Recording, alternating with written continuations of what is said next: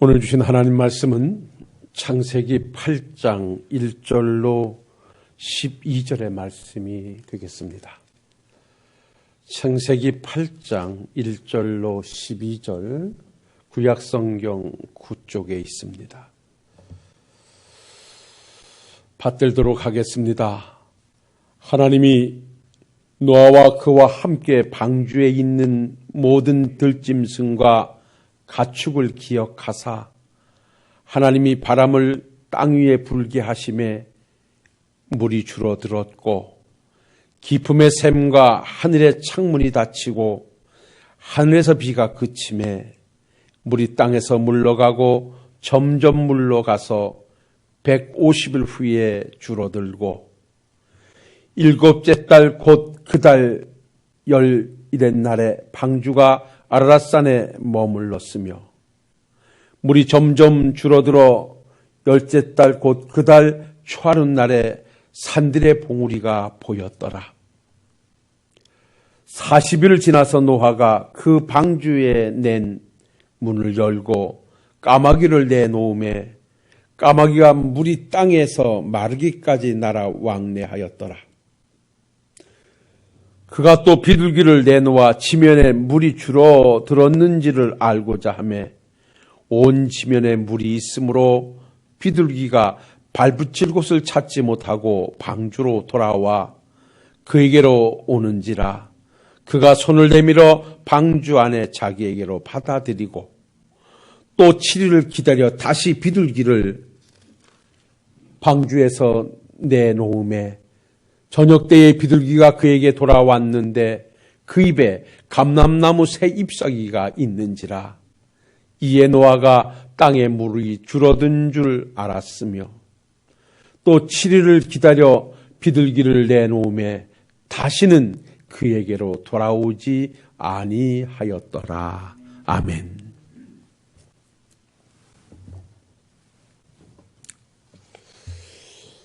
오늘 본문의 말씀은 하나님께서 세상을 창조하시면서 늘 하루하루 창조를 마치시고 보시기에 좋았더라고 스스로 감탄하셨고 참 좋아하셨습니다.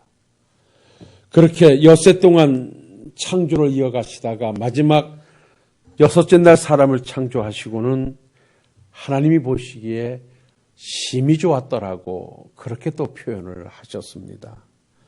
좋았더라는 말에 심이란 말을 접목시켰죠. 이 심이란 말은 아시는 대로 정도가 지나치게라는 말입니다. 그러니까 하나님의 기대 이상의 좋음이 있었음이 마지막 사람을 창조하신 후에 표현하셨던 말씀이죠.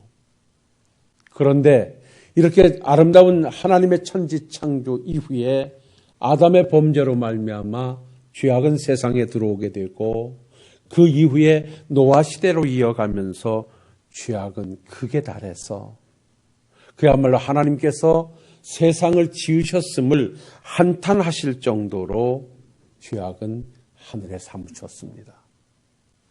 이러는 과정 속에 하나님께서는 그대로 이 죄악에 죽어가는 영혼들을 놔두실 수가 없어서 하나님께서는 재창조의 버금가는 하나님의 심판을 준비하시는데 그것은 여러분이 잘 아시는 대로 물로 세상을 심판하시는 일이었습니다. 그런 중에 하나님께서는 물로 세상을 심판하실 계획을 세우시면서 당대에 살던 그야말로 은혜를 입고 하나님과 동행하며 의로운 자로 살아가던 노아를 통하여 이 계획을 실행하시기도 하고 의인을 함께 멸하실 수가 없었던 하나님께서는 노아와 그 가족을 통하여 의의 대를 이어가는 또한 계획을 세우시게 됩니다. 그래야 하나님께서는 노아를 불러 그에게 사명을 주시기를 너는 방주를 짓도록 하라 명령하셨고 노아는 하나님의 말씀에 따라 장구한 세월 동안 방주를 예비했습니다. 이제 방주가 다 만들어지자 하나님께서는 노아의 8 식구와 하나님께서 만드셨던 들짐승들 또한 여러 가지 짐승들의 암수를 구분해서 정결한 짐승은 7수씩 그리고 부정한 것은 암수 둘씩 해서 공중에 나는 새와 함께 방주로 들어보내도록 하셨습니다. 그리고 나서 하나님의 홍수의 심판은 시작됐습니다. 홍수는 40일을 주야로 하늘에서 창을 내고 땅에서 샘을 쏟아 지면에 물폭탄을 부어놓으시는데 그 물은 120일 동안 땅을 넘치도록 창수했습니다. 그래야 세상에는 어느 물체 하나 보일 수 없는 모든 것이 다 물로 완전히 덮어버렸고 물로 다 죽어가게 됐습니다. 이렇게 심판을 마치신 하나님께서는 그 후에 이제는 다시 바람을 불게 하시어서 물을 말리시면서 하나님께서 다시 한번 그 모든 창조의 새로움을 시작하지요. 이렇게 떠있던 방주는 결국 물이 마름 속에 아라랏산에 머물게 되고, 그리고 노아는 150이 지나서 물 마름의 여부를 알아보기 위하여 오늘 시작하고 있는 내용이 본문의 내용입니다. 자, 이제 물이 어느 정도 감하면서 산의 봉우리가 보이기 시작했고 노아의 방주는 아라랏산에 머물렀다라고 했습니다. 자, 이제 노아는 하나님께서 방주를 준비하라는 사명을 충실히 감당해서 홍수 심판을 잘 감당해내고 난 이후에는 또 다른 하나님의 귀한 사명을 감당해야 되는데, 지면에 물이 말랐는지 이제는 방주 밖으로 나가야 되는지 방주 안에 있는 모든 하나님의 창조물들을 내놓아야 하는지 여부를 알아보는 것이 노아에게 주어진 사명이기도 했습니다. 그래서 오늘 말씀을 보니까 노아는 150일이 지나 물마름의 여부를 알아보기 위해서 방주에 창문을 열고 먼저 까마귀 한 마리를 내보냈습니다. 그런데 오늘 말씀해 보니까 이 까마귀는 나가서 돌아오지 않고 끝까지 돌아오지 않았다고 성경은 말씀하고 있습니다. 그리하여 노아는 다시 비둘기를 내보냈는데 비둘기는 나갔다가 아무것도 가지지 못하고 그냥 맨몸으로 돌아왔습니다. 그리하여 이 물이 아직까지 마르지 아니하였음을 알게 된 노아는 일주일을 기다렸다가 다시 비둘기를 내보냈더니 오늘 말씀해 보니까 그 비둘기는 저녁 때까지 왕래하면서 어디에선가 새로 새순이 돋은 감람나무 새 잎사귀 하나를 물고 돌아왔습니다. 그래서 노아는 그 감람나무 새 잎사귀를 보고 이제는 이 지면에 물이 어느 정도 마르고 있구나라고 하는 것을 알게 됐고, 그 후에 일주일을 더 기다렸다가 비둘기 한 마리를 그 역시 또 내놨는데 그 비둘기는 영영 돌아오지 아니했다라고 오늘 말씀에서 기록하고 있습니다. 바로 이것이 오늘 본문의 내용입니다. 오늘 노아에서 방주를 떠났던 까마귀와 비둘기의 모습을 통하여 저는 우리가 어떤 자로 하나님 앞에 그 섬김을 다해갈 것인가에 대한 교훈을 얻고자 합니다. 여기서 여러분들께서 잘 알고 계시는 대로 방주는 오늘날 교회를 상징하고요, 방주에서 노아에 의해서 내보냄을 받았던 까마귀와 비둘기는 오늘 하나님의 교회를 섬기고 있는 우리들의 모습을 상징하고 있다는 것입니다.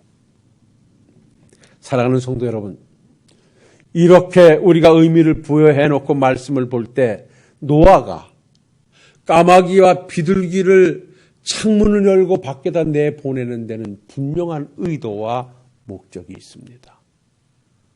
바로 그 의도와 목적은 다른 것이 아니라 지금 밖에 물로 심판한 세상에 물이 얼마나 거쳤는지, 새로운 삶을 시작할 만큼 땅은 말랐는지의 여부를 알아보기 위해서 노아는 까마귀와 비둘기를 내보냈던 것입니다. 그런데 오늘 말씀해 보니까 까마귀는 영영 돌아오지 아니했고 비둘기는 3번에 걸쳐서 그 내보낸 의도에 따라 사명을 다하고 있는 모습을 우리가 보게 됩니다. 사랑하는 성도 여러분, 우리는 2020년도를 어렵게 보내고 2021년도를 준비하는 이 시점에 있습니다. 코로나 상황은 전혀 들어들지 아니하고 점점 우리를 옥죄어오는 이 상황 속에서 우리의 섬김 역시 그렇게 녹록하지는 않을 것입니다. 그러나 아무리 환경이 힘들고 어렵다 한다 할지라도 우리에게 주어진 사명을 멈출 수는 없고 뒤로 할 수는 없습니다. 우리가 하나님의 거룩한 백성의 부름을 받고 난 이후에 하나님의 일꾼으로 사명이 부여되어 있다면 우리가 어떤 일이든지 내 위치에서 감당해야 할 사명이 있음을 기억하고 오늘도 이 본문을 통하여 까마귀와 이 비둘기를 통해서 과연 우리는 어떠한 자세로 하나님 앞에 섬길 자의 모습을 보여드려야 할 것인가 한번 나를 정리해보는 은혜의 시간이 되실 수 있기를 주의 이름으로 부탁을 드립니다. 우리는 지난 주일 2021년도 청지기를 새롭게 임명을 하면서 요나단인가 요압인가라는 말씀의 제목으로 은혜를 나눴습니다. 기억하시겠습니다마는 다윗에게 있어서 요나단과 요압은 아주 중요한 인물이었고 그들 역시 평생 다윗을 위해 살아온 사람들이라고 해도 과언이 아닙니다. 요나단도 그리했고 요압도 그리했습니다. 그런데 인생 말년에 다윗은 죽음을 앞두고 한 사람 요나단의 그 섬김에는 대를 이어 찾아가 은혜를 베풀고자 했는가 하면 조카였던 그리고 자기의 군대 장관이었던 자기의 왕권을 유지하는 데 중추적인 역할을 감당했던 자기와 은밀한 일까지도 서로 나눌 수 있었던 조카였던 요압은 그 아들 솔로몬에게 제명해 죽지 못하도록 네가 그놈을 죽이라고 명령했던 것을 우리가 보게 됩니다. 같은 섬김의 자리에서 같은 모습으로 섬겼는데 한 자는 대를 이어서 은혜를 입는가 하면 한 사람은 제명해 죽지 못하고 죽임을 당하게 됐던 이유가 무엇인가? 섬기면서도 섬김의 자세가 바르지 않았다는 것입니다. 요나단은 다윗을 위하여 생명을 걸고 다윗 중심의 섬김이었고 요압은 다윗을 섬기는 자리에서도 오직 자기가 우선이었고 자기가 드러냄이 우선이었고 자기 유익이 전제됐음이 그의 섬김의 모습이었다는 것입니다. 그래서 다윗은 요압을 볼 때마다 마음이 아팠고 늙어서 어찌할 수 없는 자기의 처지를 비관하기도 했고 그래서 아들에게 요압을 그렇게 유언처럼 남겼던 것입니다. 이러한 모습들을 우리가 살펴보면서 우리에게 주어진 사명의 길에서 우리의 섬김의 자세가 얼마나 중요한가. 과연 우리가 그 섬김의 길을 마치고 하나님 앞에 갔을 때 하나님께서 잘하였도다 착하고 충성된 종아 내가 적은 일에 충성하였음에 내가 많은 것으로 맡기리라고 하나님으로부터 칭찬 들을 만한 섬김자가 될 것인가. 평생 30년, 40년, 50년 교회를 섬겨가면서도 마지막 요압과 같은 모습이 내 모습이라면 이 모습은 참 비참한 모습일 것입니다. 그래서 저를 비롯해서 우리 사랑하는 성도님들 모두가 다 요나단처럼 대를 이어 하나님의 은혜를 입는 섬길 자가 되기를 소망하고 오늘 이 까마귀와 비둘기를 통해서 우리는 어떤 섬김의 모습을 가지고 하나님 앞에서 그 사명을 감당해 갈 것인가를 한번 함께 찾아 은혜를 나눠보도록 하겠습니다. 그 첫 번째로 노아에 의해서 방주에서 내보낸 까마귀처럼 살아서는 안 된다는 것입니다. 사랑하는 성도 여러분, 오늘 말씀 창세기 8장 6절로 7절에 보니까 40일을 지나서 노아가 그 방주에서 낸 창문을 열고 까마귀를 내놓았음에 까마귀가 물이 땅에서 마르기까지 날아 왕래하였더라 그랬습니다. 뭔 말씀입니까? 분명히 노아가 까마귀를 내보낸 이유와 목적과 의도는 까마귀로 하여금 물이 땅에 말랐는지의 여부를 알아보기 위함이었습니다. 그것이 까마귀의 사명입니다. 그런데 까마귀는 오늘 말씀해 보니까 그 지면에 물이 마르기까지 왕래하면서 방주로 돌아오지 아니했다 그랬습니다. 이 상황에 대해서 주경신학자 매튜 헨리는 이렇게 해석을 했습니다. 까마귀가 돌아오지 아니한 것은 물에 떠나드는 짐승의 송장들을 뜯어먹느냐고 돌아오지 아니했다라고 해석을 했고 주경신학자 흑기는 까마귀가 죽은 사람과 짐승의 시체를 뜯어먹으면서 방주로 돌아오지 않은 것은 육신의 정욕을 따라 사는 인간의 모습과 동일하다고 해석을 했습니다. 사랑하는 성도 여러분, 사람들 중에는 까마귀처럼 살아가는 사람들이 있어서는 결코 아니 됩니다. 더더욱이 하나님의 거룩한 백성들 중에서는 그렇게 사는 사람은 없을 것이고 그렇게 살아서는 결코 아니 될 것입니다. 세상에 썩어질 것, 세상에 없어질 것 때문에 영원한 것을 포기하는 일은 없어야 됩니다. 오늘 이 까마귀는 바로 우리에게 무엇을 보여주고 있는가? 순간 눈에 보이는 현실적인 것 때문에 자기의 배를 채울 수 있는 시체들의 썩은 것들 때문에 하나님으로부터 부여된 사명을 뒤로 하고 있는 모습을 오늘 우리에게 보여주고 있는 것입니다. 사랑하는 성도 여러분, 솔직히 말해서 우리가 살아가는 세상에서 장가도 가야 되고 시집도 가야 되고 자식도 낳아야 되고 돈도 벌어야 되고 그야말로 즐거움도 추구해야 되고 우리가 해야 할 것 참 많이 있습니다. 그것까지 억제하는 금욕주의로 살아가라 그렇게 말하지 않습니다. 그러나 그것들 때문에 그러한 것들이 좋아서 하나님께로 돌아오지 아니한다고 하면, 하나님이 원하는 자리로 내 자리를 만들지 아니한다고 하면 방주를 떠났던 까마귀가 돌아오지 않고 무리를 왕래했던 것과 동일한 모습이라고 하는 것입니다. 까마귀는 오늘날 은혜 받지 못한 사람들의 모습을 보여주고요, 하나님 없이 살아가는 인간의 본성을 보여주고 있습니다. 한번 나가 시체의 맛을 본 까마귀는 결코 방주로 돌아올 생각조차 하지 않았던 것입니다. 세상의 것 때문에 영원한 것을 포기한다면 이것처럼 어리석은 사람은 없을 것입니다.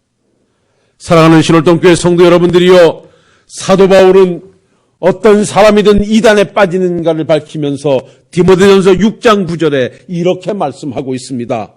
부하려 하는 자들은 시험과 올무와 여러 가지 어리석고 해로운 욕심에 떨어지나니 곧 사람으로 파멸과 멸망에 빠지게 하는 것이라 했습니다.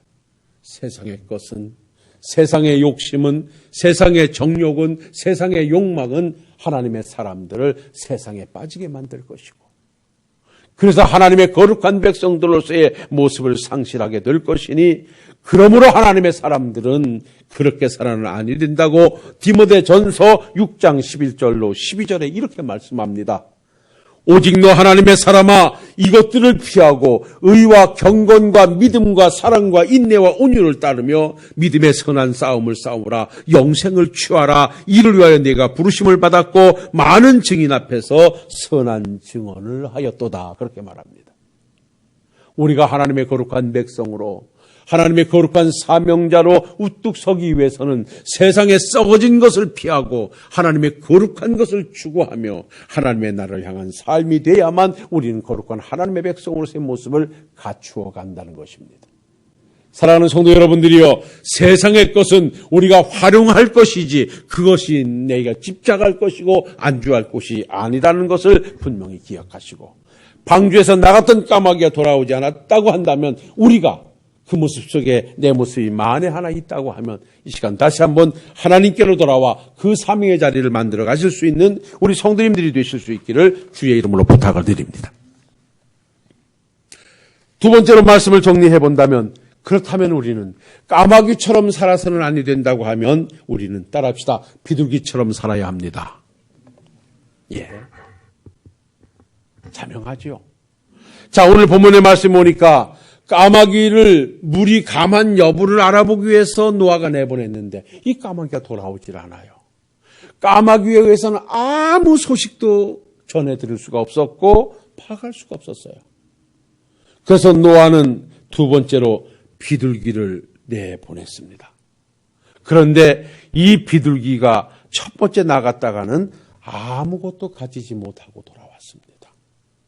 오늘 말씀 창세기 8장 8절로 9절에 보니까 그가 또 비둘기를 내놓아 지면에 물이 줄어들었는지를 알고자 하며 온 지면에 물이 있으므로 비둘기가 발붙일 곳을 찾지 못하고 방주로 돌아와 그에게로 오는지라 그가 손을 내밀어 방주 안에 자기에게로 받아들이고 이렇게 말합니다. 사랑하는 성도 여러분, 까마귀에게 그 사명을 감당하도록 했지만 까마귀가 다시 돌아오지 않자 노아는 비둘기를 내보내게 됐고 비둘기는 나갔다가 아무것도 얻지 못하고 돌아왔습니다. 아마 노아가 내보낼 때는 가서 무언가 가지고 왔으면 하는 기대도 없지 않아 있었겠습니다마는 그거는 주된 목적이 아닙니다. 이미 여러분들에게 말씀드렸습니다마는 까마귀를 내보내고 비둘기를 내보내는 그 단 하나의 이유와 목적은 물이 감했는지의 여부를 알아보는 것입니다. 그런데 첫 번째 나갔던 비둘기는 맨손으로 돌아왔습니다. 아주 잘한 것입니다. 아주 잘한 것입니다.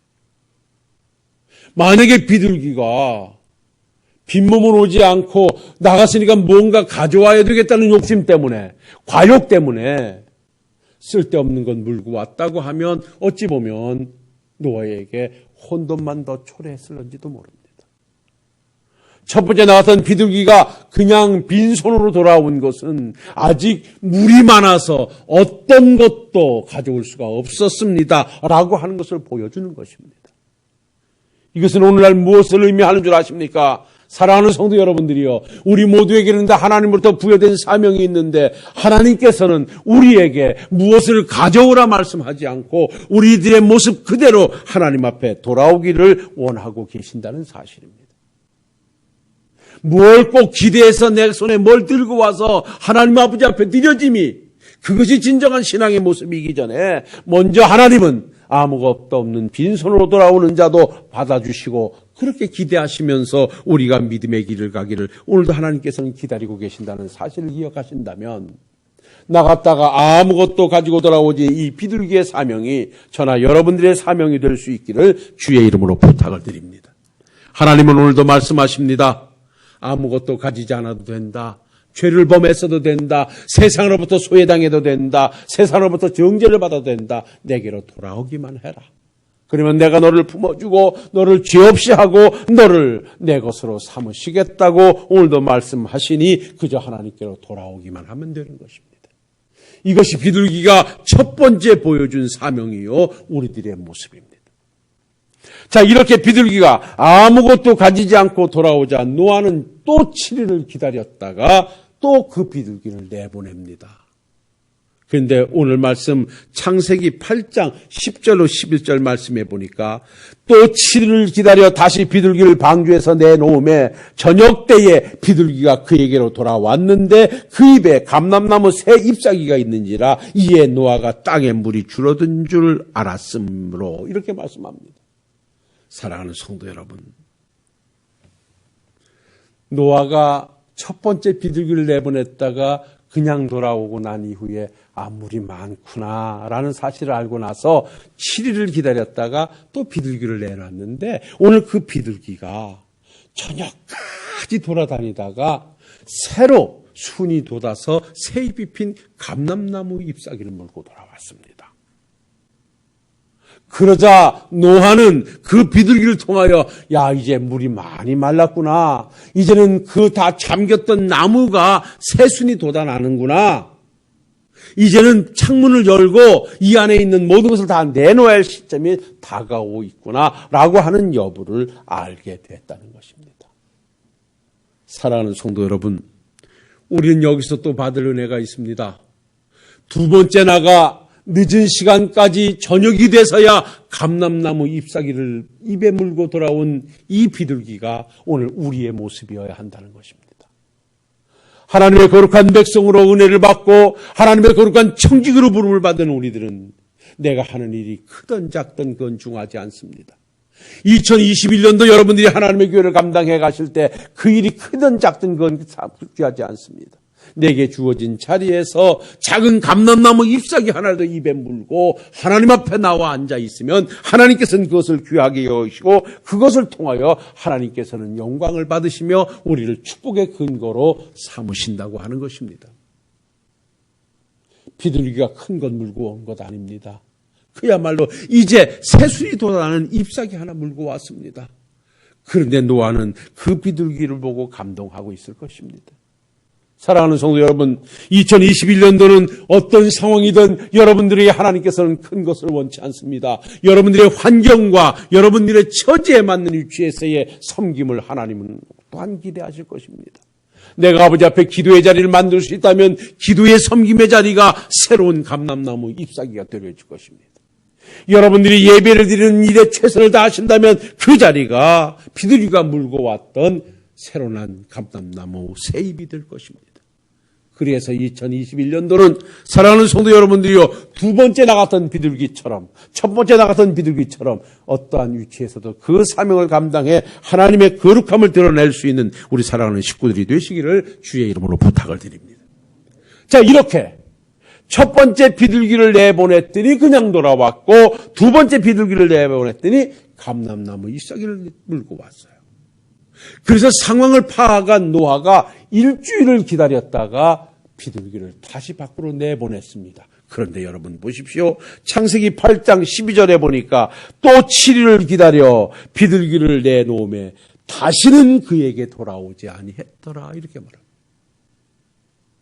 여기에서 은혜를 받으시는 우리 사랑하는 성도님들이 되시기를 주의 이름으로 부탁을 드립니다. 이 비둘기가 세 번에 걸쳐서 창밖을 나가게 되는데, 세 번에 걸쳐서 노아에 의해서 밖으로 나가게 되는데, 첫 번째는 갔다가 아무것도 가지지 못하고 돌아왔어요. 두 번째는 가서 감람나무 잎사귀를 물고 왔어요. 그리고 세 번째는 영영 돌아오지 않았어요. 여기에서 우리가 무슨 은혜를 받습니까? 첫 번째 까마귀가 나갔다가 물이 마르기까지 영영 돌아오지 아니한 것과 세 번째 나갔던 비둘기가 영영 돌아오지 아니한 것과는 엄청난 차이가 있는 것입니다.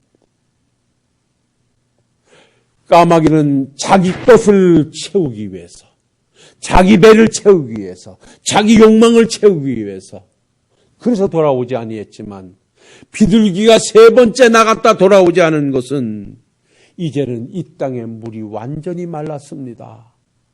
그러니 창을 내고 나가셔도 됩니다 라고 하는 사실을 알리기 위해서 돌아오고 싶은 방주도 뒤로 한 채 그는 영영이 방주로 돌아오지 아니했던 것입니다.